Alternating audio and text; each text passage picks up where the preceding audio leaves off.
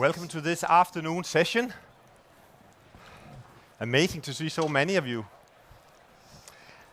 And I would like to first introduce the panel. And it is actually a very juicy and also exotic panel. And if anyone wants to move closer, feel so free. We won't throw anything at you. So just move closer. We're one big family. Just like at rainmaking, as Hattie said. So, with us today, we have Ocean WhiteHawk, fondly referred to as Mother Ocean to her students. And I'm one of them. And Mother Ocean, if that's okay with you, is it okay that I refer to as Mother Ocean? Anyone has a big problem with that red flag? It's okay. Is an author, spiritual director of the SAMADHI Training Center for the Soul in Hong Kong, and Evolutionist. And then we have Catherine Su from Canada coming in to do this performance here for you. And Catherine is a partner at the recruiting and leadership training company Egon Zehnder, global company. Many of you probably heard about it. And then also Auraellia. Auraellia works for Google, and I'm sure all of you have heard about Google. and actually a competition lawyer at Google. Call it senior counsel, but competition lawyer essentially, right? So negotiating with all the countries around the world that want to shut down Google, especially in Asia. So a quite hard-nosed job. If you think Auraellia looks very zen and sweet, she is. I can vouch for that. And at the same time also negotiating on behalf of Google. So it is, as you can see, a quite juicy panel we have for you. And Catherine, Auraellia, and myself are studying the science of consciousness with Mother Ocean and have been doing for years now. I'm the newest student for 3 years. And Auraellia? 7 years. 7 years. Catherine? 2 years. 2 years. And found the science of consciousness to be extremely exciting. It's actually the science of who you are. And what can be more exciting than that? So I'm very happy to have been able to get Mother Ocean to fly in from Malaysia, Catherine from Canada, Auraellia from Hong Kong. And we've had our dome. Maybe many of you who've seen the dome out there. Can I just see a raise of hands if we did a good job with the science, etc.? Yeah, many of you have seen the dome, the consciousness dome. How many have been in there? Quite a few of you. Quite a few of you, and you still show up for this. It must have been good then. And we have had actually full house ever since we started yesterday morning, 9 o'clock, with a guided meditation. It's been amazing. So we see a huge interest in the topic of consciousness. And at the same time, it can be a little bit abstract to us. And that's why we have this panel to go into depth with that. So you still feel you're in the right seat, that you came to the right talk? I see people nodding. That's a good sign. Thank you. So, the first question would be, I know that I'm really keen for us to have defined consciousness a bit more. Because nowadays consciousness can mean so many things to different people. And it's used, and maybe even overused, in many different circumstances. So, how would you define consciousness? Catherine? So to me, consciousness is self-awareness of one's thought form, what's going on here, and behaviors, and its impact on self, others, and the broader universe. When we come to tech conference, sometimes we want to go for the after party, which involves dancing. So high level of consciousness would be able to dance on the floor, at the same time watch self and others from the balcony. Lacking consciousness sometimes is called as a blind spot or be on an autopilot. Thank you. Auraellia, anything to add to that? That's a beautiful analogy, to be on the dance floor and then look at yourself. I would take it one step further. The way I understand consciousness to be is the everythingness in you that you have yet to discover for many people. And it's the difference that will jump you from being a good, well, in my case, lawyer, to an excellent lawyer. So from being a good, possible entrepreneur to someone who excels and more than thrives. If you truly understand consciousness, which is everything that is about you and how you interact with everything else. Thank you. Mother Ocean? Good afternoon, everyone. It is amazing to be here, although having 4 minutes to expand on something that is vast. So let's begin from the point that consciousness is vast. Consciousness is not bound in time and space. Of what you know, you engage in yourself, that is actually called mind. And consciousness is not mind. So consciousness is so much more. But because we have to offer something here in a short period of time, we can say consciousness is your greater awareness. Your greater awareness beyond the reference point of your mind, which is always bound in time and space, and also personal. So you're always looking at things from the I, the little I. So consciousness is not the little I, is not the egoic mind. So shall we just warm up with that? Yes, that's a good warm-up for me anyway. Do you feel it's a good warm-up? Yes. And so one thing that really impressed me and inspired me and made me very happy was actually that you said yes to this invitation, because I know all three of you have full-on work schedules. And also, like all the other speakers, it's totally volunteer work, so no one is paying you to be here. And in addition to that, you paid your flight tickets not only from somewhere in Europe, but actually from the other end of the world to come here. And the topic is called Thriving Through Higher Consciousness. What is so important about this topic to you personally that you decide to do that? Use your holiday to come here to give to TechBBQ and all the participants here. Shall I start? Patrick? With my journey. So about 2 years ago, through a good friend of mine who is the CEO of Save the Children Hong Kong, Amy Fang, I was introduced to Mother Ocean. At the time, Mother Ocean asked me, so Catherine, what would you like to access more, to study? Being a busy management consultant, I said, I want to do more with limited time. So I was very much in the doers mode. 2 years later, I experienced personal transformation. Started with, triggered by my 11-year-old son, who wants to come out of the bubble in Hong Kong, which I've been living for the last 18 years, to go to Canada to study. So the whole family moved with him. As much as I enjoyed studying and supporting my son, I came to terms with my own meaning and purpose in a new market and a new culture. The old me would say to plan, to actually chart a path. But the studying with Mother Ocean taught me something I never had contemplated before, which is to surrender, not to have a plan, but let it unfold by itself.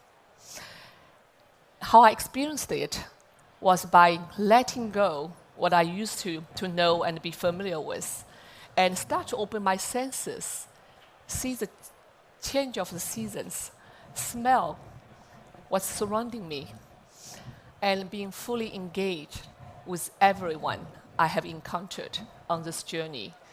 And now I feel completely blessed to be in a new culture, to have a brand new perspective about the life I had before, but more importantly, what I have now, and not to worry about what's going to happen in the future. So to me, this is important much more than being able to do more with my time, which was my starting point 2 years ago. And I wish this opportunity to share with you all. Thank you. And not to have to worry.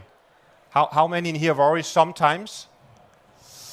We are actually so often part of the worry club, right? Can I say that without insulting you? I know that I surely was. And also in my experience, just relating to what Catherine is saying, that at a higher level of consciousness, the worrying ceases to exist. And that's amazing. And it's so doable, it's so practical. So thank you so much for that. Auraellia? Wow, where to begin? I love talking about consciousness in the context of work.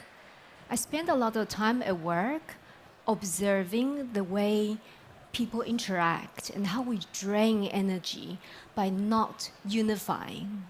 I see this at Google, and on the outside, many people think of Google as, a place of work where people come together and they're great at teamwork. But oftentimes, what I experience is quite the opposite, where people are coming from a place of insecurity, of fear. And truly at Google, we hire the smartest people. There are even books written about how to do interviews at Google. Have you seen those books at airport lounges? Yes? I didn't buy a copy because I got my job already. But anyway, when I saw that, I was like, wow. And we go through these rigorous selection processes, and yet we have dysfunction. And I realized through the training of consciousness that one needs to understand how the package of energies works. Meaning, are you driven by your fear? Are you driven by the love of what you do? And these are polarities, yeah? They don't sit together. And time again, I talk about deleting fear with colleagues at work, deleting mistrust between each other, deleting attack towards each other, and bring something that unifies, which is what would be great for Google. And this is what is so exciting, because when we unite, when we come together, we unify, it is so strong. And I have seen that done. It's literally miraculous. Yes. I just love hearing about Google through Auraelia's eyes. It's a very different picture than what you sometimes get in the media, right? And the glossy version. Yes, and of course, it is also true. And you've been done so many meditation sessions, Christian singing ball sessions, because the people who work at Google are real people like us, obviously, even though there are books written about them, and they can also either be suffering, even though their company is so successful, or thriving. As I've got to know Auraellia and lived in your home for extended periods of time and see that it's not just a rosy picture. This is actually Auraellia 24/7, also when things are very hectic at Google. So thank you for sharing that. Madhushan, you have anything to add to this particular question? Right. Why have we come all the way, right? Park our work aside or teaching responsibility or work responsibility aside to be here. This is because the time has come for all of us to engage in a fundamental shift that is happening worldwide.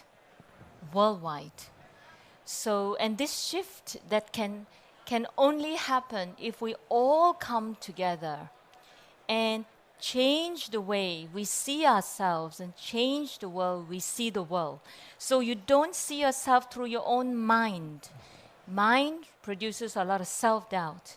You see yourself through a loving attitude, not only of what you know, but what you yet to know.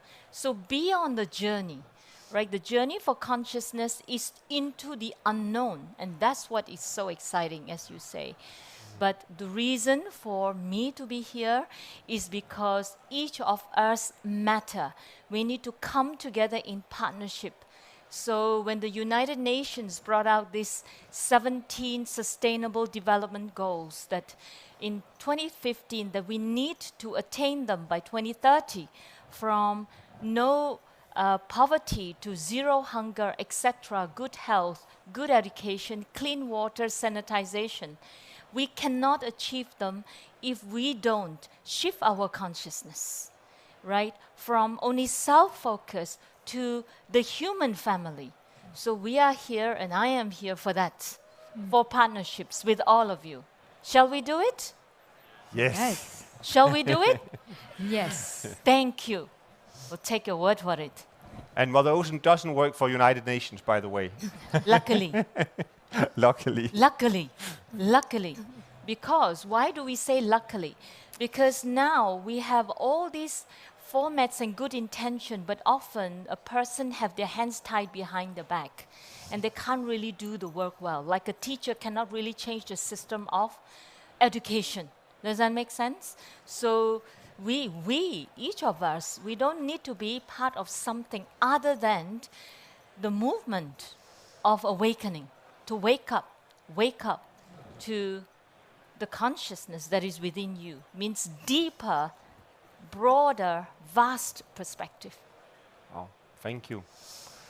There's one, it might almost sound too simplistic, but I know that at least I had this question very much in the beginning of my journey into the science of consciousness. And some of you might have that question as well. It's a very practical one. It's just, and I heard it over and over again, does being more conscious mean thinking more? And I used to think that I think quite a lot. Maybe I even think about how I think. And I even confuse myself in my mind about thinking.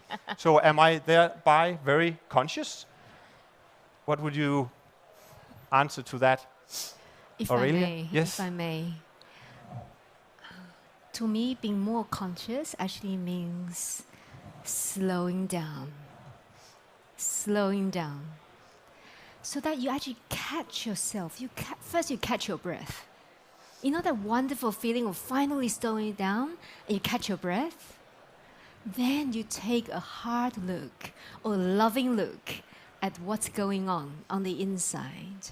Because through my study with Mother Ocean, I now realize what you have inside is what you can offer the world. And what you have on the inside is what you will see mirroring back at you.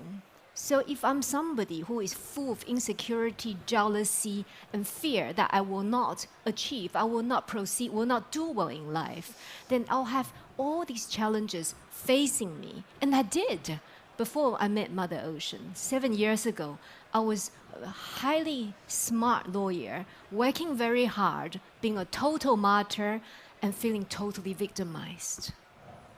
And through shifting my consciousness to first recognize that stock take on my own internal patterns, and this time of feeling like a victim of life, a victim of a harsh boss, a victim of terrible time schedules, a victim of being a beck and call of BlackBerry, still using BlackBerry at the time, right?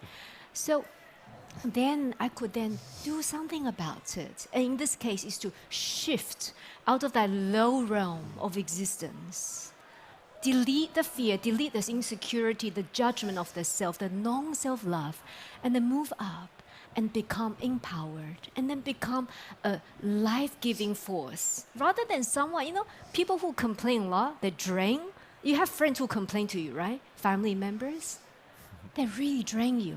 So through the training with Mother Ocean, I shifted from being a person who drained to become a generator of something bright. Does that make sense? It does. It does to me now. And I hope it was also clarifying. It doesn't mean more thinking. No. Most of us think way too much already. And especially if we are in here, because it means that we are very much part of an intellectual community. Tech, innovation, business, very, very intellectual community. I used to work for McKinsey. I see now they have a stand out there. And extremely intellectual community. And if we are not very much aware, we can confuse that with being very conscious, which is not at all, I understand now, the same. So I just wanted to make sure that also that was given to you here, so we don't make that confusion anymore. It's actually about stopping all that incessant thinking. So thank you for clarifying that. So can we just say then, consciousness is to stop thinking. Just make it very clear. Stop thinking. When you are thinking, you are not in consciousness, you are in mind. And mind is limited and linear. So we make that very clear. So stop thinking is the training. You have to train yourself to stop thinking. Then awareness, especially greater awareness, will have a chance to be born into your existence, for you to experience it, and then for you to see how it will actually reshape your life to a much greater level. Is that helpful? Stop thinking. Okay. Yeah. And that does beg the question, right? Especially in a setting like here. And I can almost hear your thought forms that it's popping in now. But, you know, we want success in what we do. We want success with our innovation projects, our companies, our startups, our jobs. And doesn't that require a lot of hard work, which means also thinking really hard and striving and also ambitions? Maybe having an ego is a good thing. Maybe thinking is a good thing. I'm just repeating. I hear your thought forms right now. So I just want to make sure that they get addressed, because I surely also used to think like that. Actually, I'm smiling because it reminds me of a new work culture in China. It's called 996. Has any of you heard about the 996? It's coined, the term was coined by my countryman and happened to be from the same hometown, Hangzhou, Jack Ma, the founder of Alibaba. So Jack famously said that people should consider blessed and fortunate to work 9 to 9 and 6 days a week, because it's not 7 days. So talk about overworking. You cannot beat China. I had a conversation with a CEO of a fintech company lately, and it was very much illustrative of the point here. So he was asking me, he said, I already have more AI engineers than Google probably has. I think he's probably exaggerating since you're from Google. He also said that, you know, my people work harder than 996, but I feel something is missing. So I said, well, if you had your wish, what would be that one thing you'd like to see? He said, because it's a fintech company, he said, I wish I can predict the future.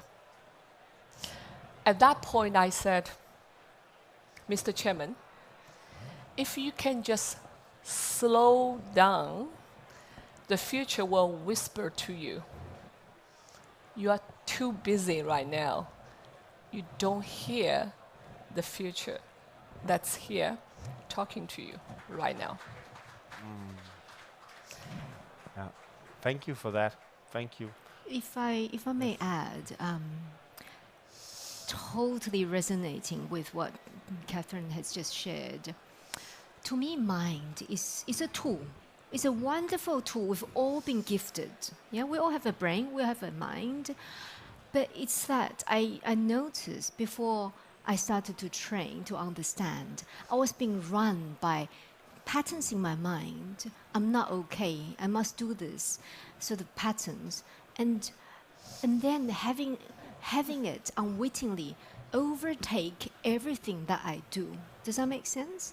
So nowadays, I actually talk to my outside vendors, so these outside lawyers. So I have teams of them, but they work for me, for Google. So I talk to them about excellence. So I talk to them about not being run by these patterns of mind, which will get you, it's like a prerequisite. You need to have a sound mind to be a good lawyer, a good entrepreneur, whatever it is that you do in life. But you need more for excellence. And that more is opening to untapped potential, so that you can, what Mother Ocean is saying, so that you open up your consciousness, so you start to take in signals beyond just what the mind, which is linear and finite, can digest and interpret. Give an example. At work, in my very full inbox, I don't have black and white questions anymore. I don't have, can we do this, can we not do this, black and white, yes or no. It's always complex. Just as life as an entrepreneur is complex, many different ways you can move forward. But it's the ability to read the different signals and then make a holistic view of it and then proceed with as full a decision as you can. That I think is making the difference. Yes, thank you. And I see suddenly also questions popping up. Thank you for engaging so much.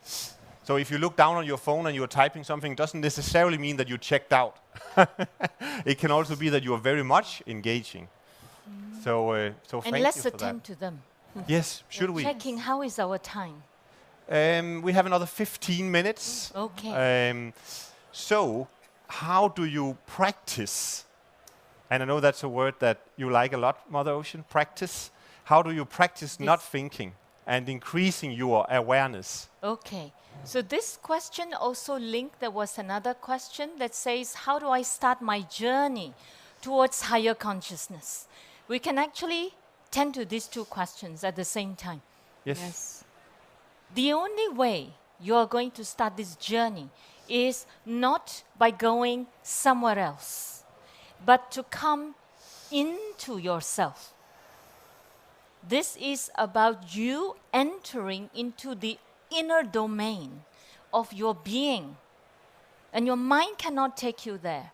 So you literally have to stop the track of what you know, of what you think you know, and understand this is about you, but it's the greater part of you. It's the you that connects with the purpose why you have come to planet Earth in the first place.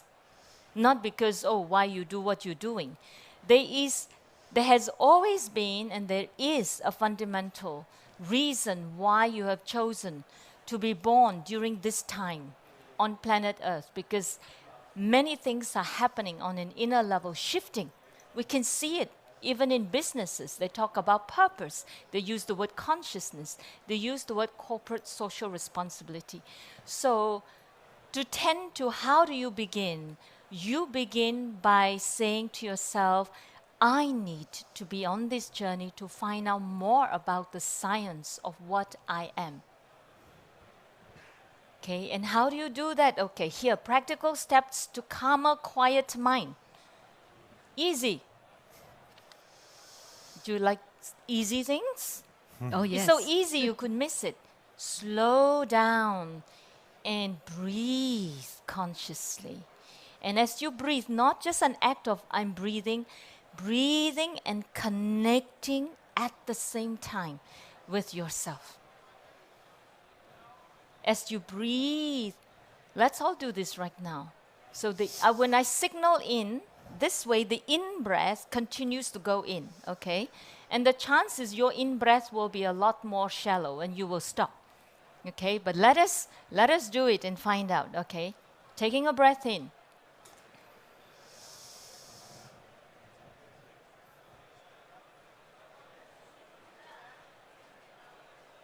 Pause to absorb, and then breathing out gently through the nose.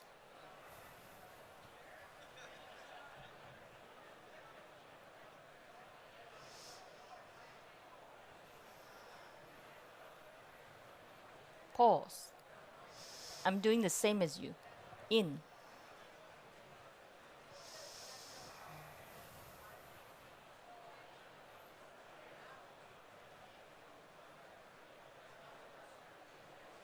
Pause.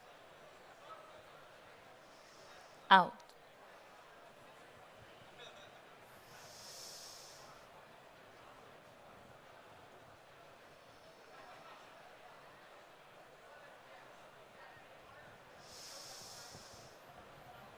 You pause again. Did you find out you ran out of breath?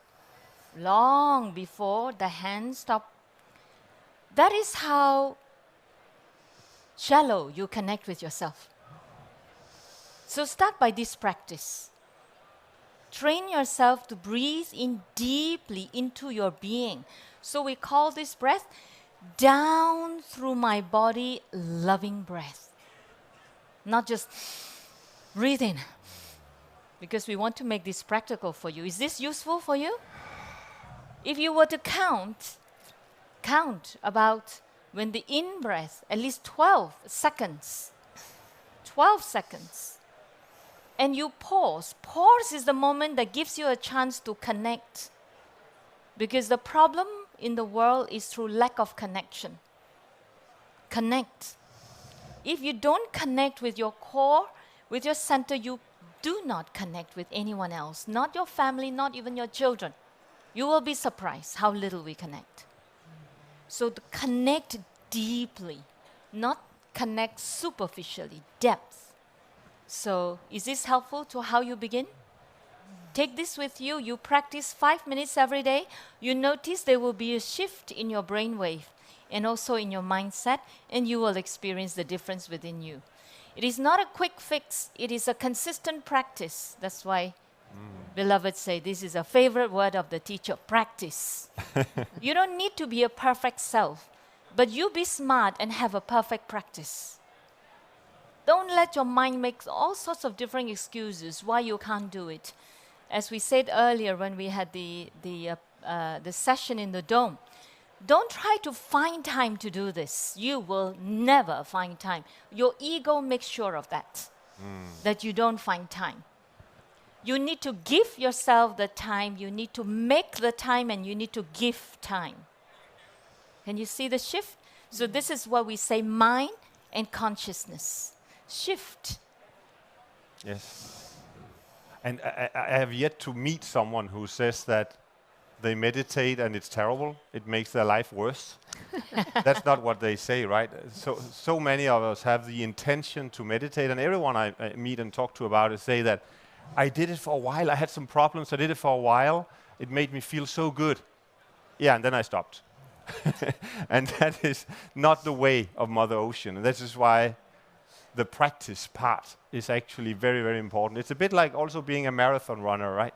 That you don't just run for 2 months and then you stop and then you expect to be a very good marathon runner the next year. It doesn't work like that. And the consciousness is actually very practical. So it's wonderful to see these practical questions. It's showing that you're already so engaged in this. And many of you have how many have had some experience with meditation? Can we just see hands? Wow. Very good. More than half. Keep going and intensify. Can we add in? Yes, keep going. And if you're not feeling the results so far, then just keep going. From personal experience as well. I saw another question there, which I felt it could really relate to, that I would like to ask you. Why focus on consciousness rather than happiness? So, to me, happiness can be a fleeting moment. You get something you've been expecting for a long time. The moment you get it, instant gratification, you're happy. But human nature is such, you want something bigger or more. I work with CEOs and boards, understand that there's often never enough. So to shift from happiness to consciousness is to live now, be present, and not to set a high expectation and a moving target. Yeah, and also to me, I think the goal of happiness seems to suggest that there's not more than happiness. It suggests that this lack of depth. It also is disassociated from meaning and greater purpose. Because happiness is more for the self. So, and whereas in my understanding, in the way I know that I generate so much meaning and fulfillment when others are left brighter because of what I know or what I do for them. So yes, to me, happiness is a very limited concept. Yes, yes. I definitely also see that in my life. I was chasing happiness, and many of Danes are. And by some measurements, we are doing quite well. If now you're guests here in Denmark, so we can reveal to you that us Danes have the world record of happiness, actually. And at the same time, we have so many people who are either stressed or depressed or both. And I had the experience also, as you refer to, and as you so kindly and openly share with us, that you haven't always been your brightest self. Also, I had that experience leading up to my 40-year birthday of actually being quite depressed, even though I've been hunting and reading about happiness for a long time. So, very good question, and hopefully it was clear enough that it makes a lot of sense to actually redirect your focus from happiness to consciousness. You will get happiness, just in a different, by a different measure, and in a different way, and so much more than happiness also. There's another question that, and we are running a bit out of time as well. So, and I know that Mother Ocean has a gift for all of us, 2 minutes in the very end. So we will more or less take the last question, or maybe 1 or 2 questions. And there are some amazing questions here about government, political leaders, education institutions around the world. So I would like to ask Mother Ocean, because you do travel around the world, working on this topic, working with also a lot of executives and leaders nowadays who are interested in these things. Why are we seeing what we're seeing right now in the world, and what can we do about it? Okay. So it is not about what can we do about it. So we just align that. It goes with the question here, how come political leaders do not have a developed higher consciousness and acts based on love? Why are we led by people who might not be aware, who are not aware? Well, we voted them. So first responsibility, we voted for them. And the reason we voted for them is because also at the moment there are not enough candidates who are bold, who stand by what really benefits humanity. So people are there always taking care of their own self-interest, whether it is their political career, whether it is only to benefit a certain sector of the country. Okay, so we need to change that. But you cannot change that before people show up. So you never know. You could be the next political leader with higher awareness because of this journey that you begin here. So it's not what we do, it's what we need to be. We first need to be awakened. Stop being unconscious. You will be amazed how much time we spend in our day in, day out being unconscious, completely operating and operated by our subconscious mind, which is a conglomeration of habits and belief systems. You are not even in the pilot seat as this consciousness, this intelligence, higher intelligence of wisdom and love. Yeah. Happiness, easy, easy. When you awaken that you are pure consciousness, happiness is the easiest byproduct. In fact, you will have unreasonable joy. Because happiness is totally conditional. You're only happy when things are the way you want it to be, when you want it to be. True? Even somebody wanting to give you love, give you a hug, if you're busy, you won't be happy about it. Please leave me alone. You will be surprised. So happiness is bound by conditions and time and limit. Unreasonable joy. Whatever happens, the joy is bubbling. Then you will be a life-giving presence, and you will leave every single individual brighter than you find them.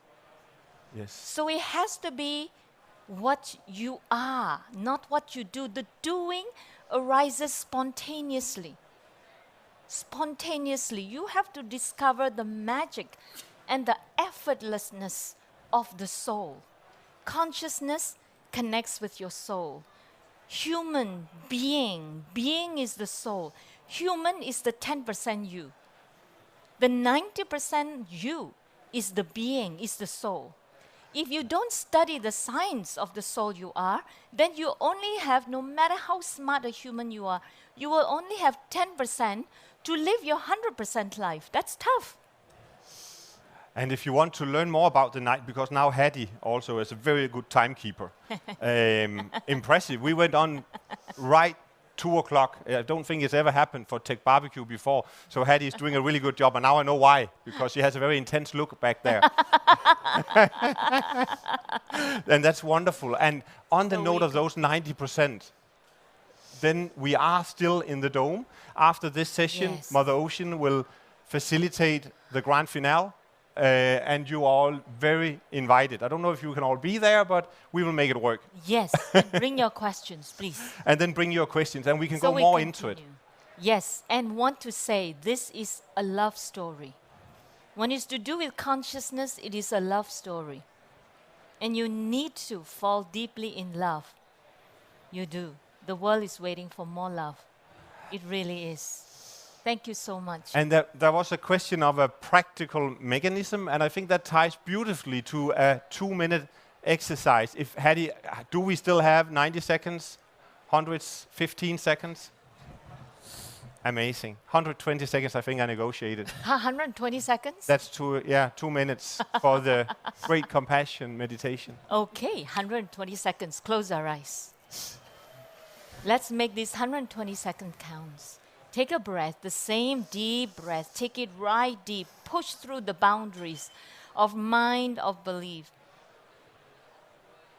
And as you breathe out, allow a sense of ease and acceptance of self, of you, all the ideas and all the notions and all the belief systems, that you have all your definitions about yourself. Again, breathing in.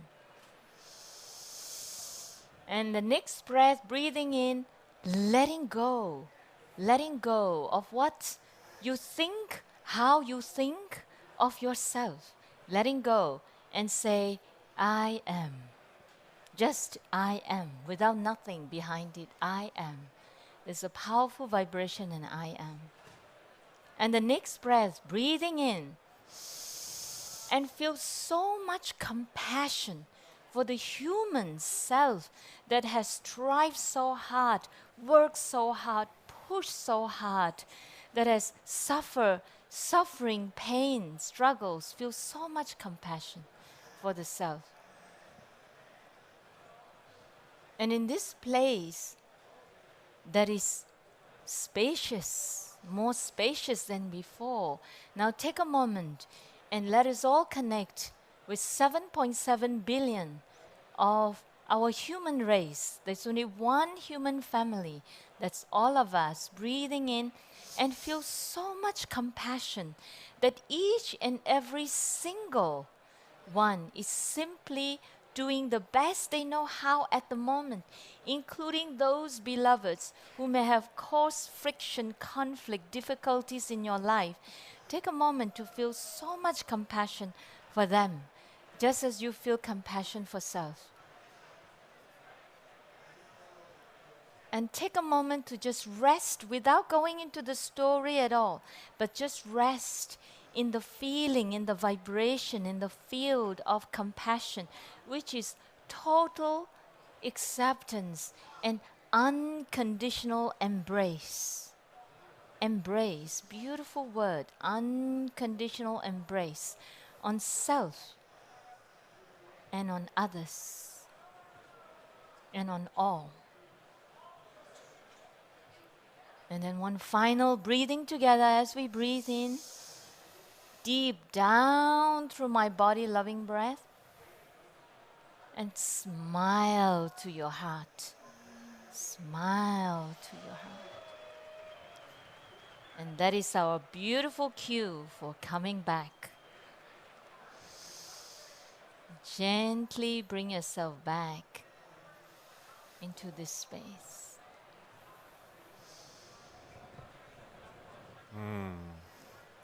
Thank you so much for participating, and should we not give Mother Ocean, Catherine, Auraellia a round of applause?